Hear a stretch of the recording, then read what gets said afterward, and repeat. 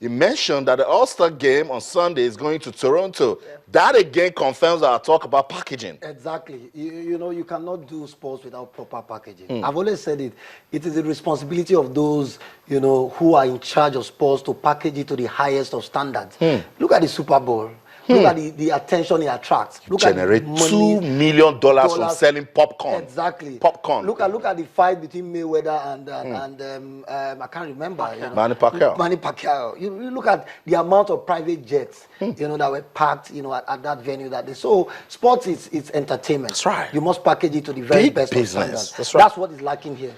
We enjoy the drama and we leave the business, you know, on of the the field. sport. Wow, that's not a good one. Okay, let's go on with the show now. Olawale Adigun, let's talk about Enyimba Football Club of Ibadan in Kampala as we speak. That's important CAF Champions League game against Viper Sports Club. Yeah. What are your expectations? Yeah, I think it's a game Enyimba will go all out there, and I think best case scenario get a draw. But their case has been made good because Vipers are missing 3 players. Okay. And their top striker, the biggest player, Farouk Meir, has joined Standard Liège.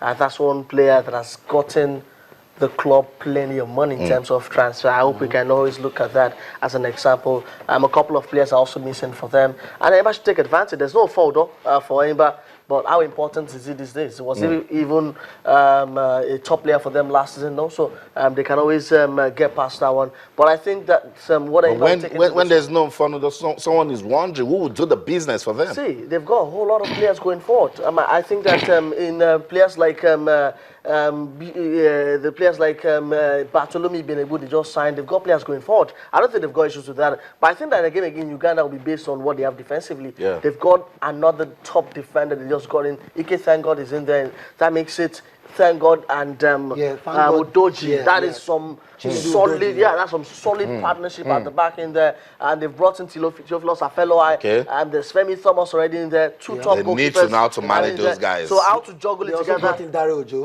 From Kwara United. I mentioned Bartolome Benebu also. So I think that traditionally what we've done in Enyimba for is the strength in depth and the quality in depth. And this is what they've also achieved this season.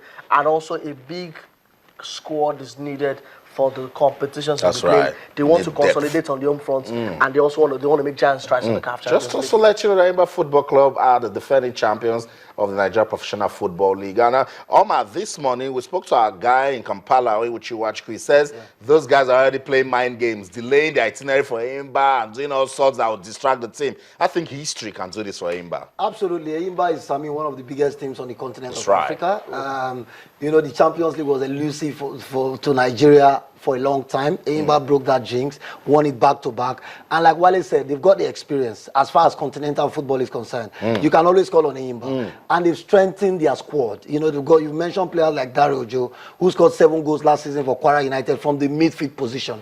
I mean, those are the kind of players that you need to prosecute this kind of campaign. And you know, talking about antics, this is common with African football. You know, the teams, especially, you know, these teams from East Africa, you know, they're always a difficult one to crack. Not because they are better on the field of play. It's because of the off-field antics. But I trust Enyimba. I hope, you know, that they still maintain the consistency. But, you know, going by what has been happening in our league and our teams over the, you know, last couple of years, it's always difficult to put your money on a Nigerian team on the continent. But we hope that things will change with this one. I think Enyimba have got a chance because they also have got match sharpness. Super 4, they just finished it. In fact, all 4 teams representing Nigeria. But we question them. But come on, you need to worry for Warri Wolves. You need to worry. They lost players. They were not impressive at the Super 4. Players are being old. That's a big problem. That is normal. That is normal. But for Warri Wolves, they are playing at home. You can't tell me a club from Sao Tome and Principe will beat you despite losing to It will be a tragedy if Warri Wolves don't beat a team from Sao Tome and Principe. I mean, Channels Kids Cup winners, I'm sure, can be able to beat a team from Sao Tome and Principe. With the kind of talent we have in Nigeria. Nigeria is the most populous country in Africa. And for the CAF Confed Cup, Generation Food, they're already they're expected in Nigeria for that game against Nasarawa United. And Aqua, they're going to Congo. I think they have a more difficult tie. It's a difficult one, but it's a Vita side that we are not used to. The Vita side we knew is the one from Congo. This is from Congo. That's right. That's true. Vita Mukojo. But Congo, Brazzaville. Congo is always a difficult place to go. That's right. anytime.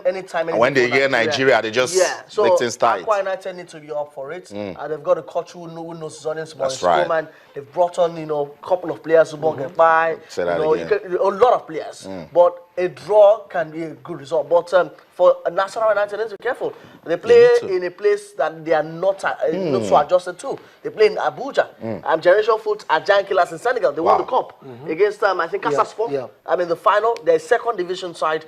They need to be very careful of this Senegalese side. I totally agree. I won't be careful talking sports with this guy. Olawale Adigun, thank you so much for coming around. And of course, Omar Akatuba, always a delight to have these guys talk sports. So you give them through passes, they'll score. That's it for this part of the show. Let's go on a break now. When we come back, we'll talk more basketball. Femi Adefeso will be joining us. Don't go anywhere. Stay.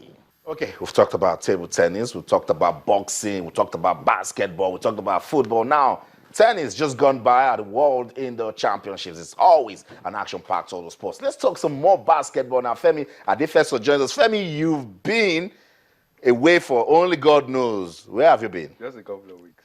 It's good to be back. Good to have you around, Femi. Always a pleasure. I miss being around. That's right. Good to have you around. Also, talk some more basketball. Femi, we know that the annual general meeting of the Nigeria Basketball Federation has been done. What are some of the major decisions that can make basketball in Nigeria admirable? Yeah, first off, that should be the league. Definitely, because we know this is an Olympic year, so everything that has to do with domestic basketball needs to be rounded up on time so that our national teams, can begin preparation. Let's not forget, in June 13 to 19 to be precise, our women's team, the D Tigers, will be in France, jostling for one of the 5 tickets, for the Rio Olympic Games, which is very possible, very visible. We've seen our draws. We've been grouped against Korea and Belarus.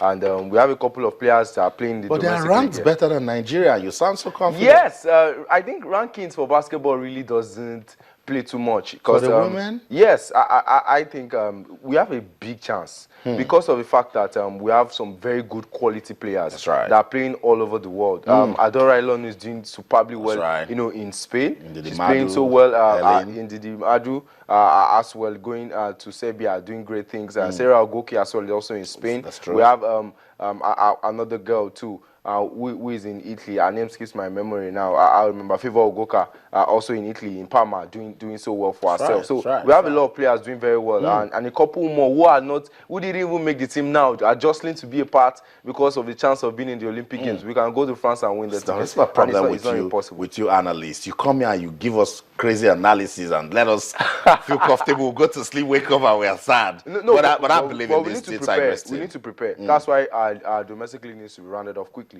At least we have a little space in between May and June to work things out. It's not going to be easy because even the foreign leagues too will be on at the same time and they won't end up until that time. So it's not only going to affect Nigeria, it will affect all the countries that will be taking part there. But the likes of Spain, France, Venezuela, all up in the mix. It's really going to be tough, but we have a very good chance. Of qualifying. All we need to do is just get to the quarterfinals, semifinals, and you have one of the tickets. Particularly if those ladies remember what happened to them in Cameroon. Exactly. Look, we could have won this competition and would not be here. Exactly. Just go on and they'll just wrap it up. Let's wish them all the best of luck. I'm glad that the leadership of the MBBF, they're talking about the league. We're expecting the league 2015, 2016.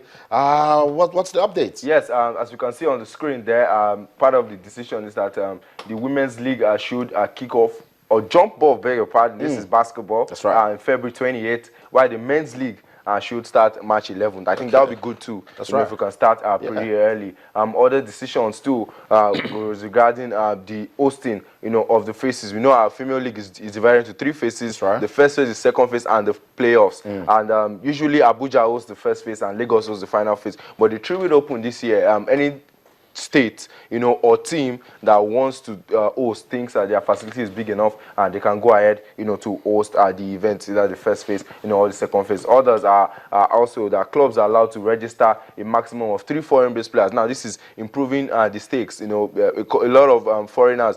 Remember, we saw 2 play for the Lagos Islanders last year. That's right. In Benue. Although they are Nigerians, but they particularly are not if you don't live Nigerian based. Exactly. Right. So Ben Uzo and of course Jason coming around. So they've improved the stakes to 3, and of course only 2 of them can play, at the same time. Now a cup competition will be introduced. I wonder how this will fit in because of the tight schedule we have.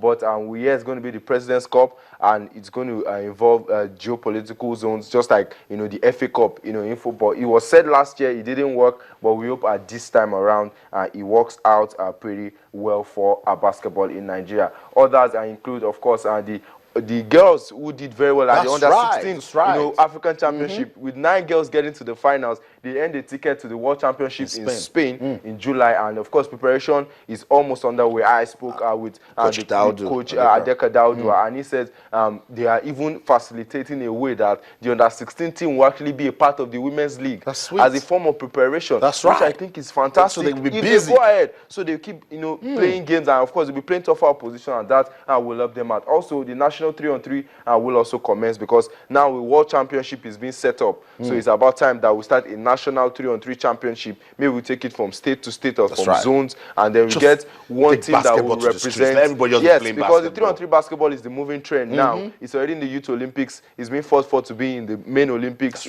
Come at the next Olympics, not the one in Brazil. And everything is growing. So just like the way there are variances of football in the beach soccer and futsal, now basketball also has its own variation in 3-on-3. So we really don't. You can decide to take 2 teams to a World Championship, at the Olympic Games. So it's a variation that can work, and of course to do well for Nigerian basketball, for those who can't be a part of the national team, can make the national team in some other way. I know you have so much to talk about in 1 minute. What else do you have to say? So get to Twitter and end up the show. Well, yes, the youth leagues too are kicking off here and there. The Abuja City League is on. The Youth Alive are also on as well. It's on the 12, on the 16, on the 18, a lot of fixtures. But this weekend, 3 centers, Roe Park, that's Yaba, Lagos. We have the Ilukpeju Center, the Dodan Warriors court there in Ilukpeju, and also the Police College in Lagos will be hosting games for under 12s, under 16s, and under 18s. These are all the academies that are in Lagos participating in this event. Austin, remember the last time I was here, we talked about the Youth Alive going to Ekiti. Now it's just a copycat of what's going on. So these are some of the fixtures that will be taking place in Roe Park from as early as 12 noon down till about 6 p.m. There will be games on Saturdays, every Saturdays for the next 5-6 months. You've seen boys under 12, that's right, under 16, we're going back to 18, the basics. Playing. We're developing the grassroots. Yes. Thank you so much, Femi Adefeso. Let's just run through these tweets from Henry Rihawe on Twitter. He says, Coach Sunday Olise should learn to develop a thick skin, remain focused, and do his job. He has an acid test in Egypt.